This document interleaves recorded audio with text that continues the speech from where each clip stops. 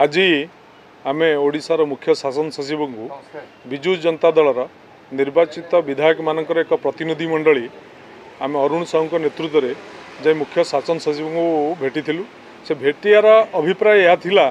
जे ओडिशार 314 ब्लॉक एवं विभिन्न म्युनिसिपालिटी ठारू कॉर्पोरेशन ठारू आरंभ कर एनएसी पर्यंत सबु जगार शासक दलर एक अघोषित निर्देशनामा फल समस्त सरकारी ऑफिसर माने वर्तमान पक्षपातिता कार्यक्रम करिया आरंभ कर शासक दलर कर्मी माने वर्तमान बीडीओ ठारू आरंभ कर म्युनिसिपालिटी चेयरमैन ठारू आरंभ कर एनएसी चेयरमैन पर्यंत समस्त को चाप प्रयोग करुचंती जे तांको कथारे काम करने को दलीय भित्तिरे कार्यक्रम करने तार ज्वलंत उदाहरण होची धर्मशाला निर्वाचन मंडली रे जे आमर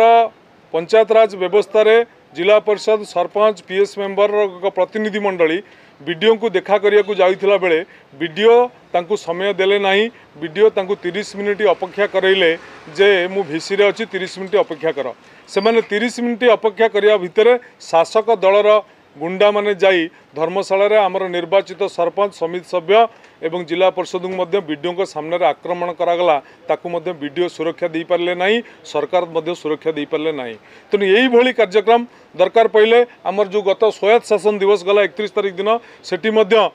अनेक जगार मेयर मानू सीट मिलला नहीं कि काउंसिलर मानू सीट मिलला नहीं से शासक दलर कर्मी माने जहाँ आगे चेयर पकईकि बसिले जोटी कि जहाँकि लोक प्रतिनिधि मानू अपमानित करा जाउछि तेणु यही भली ढंगरे शासक दल अघोषित निर्देशनामा फल सरकारी कल को निज नियंत्रण को आनी आम उपरे विरोध दल मार निर्वाचित प्रतिनिधि मानकर जो स्वाधीनता अच्छी जो क्षमता अच्छी से क्षमता को अपहरण करने योजना चली से बाबद आम समस्ते आज जाए मुख्य शासन सचिव को आम कथा कहीचु एवं या उपरे निर्दिष्ट दृष्टि देवा अनुरोध करूँ।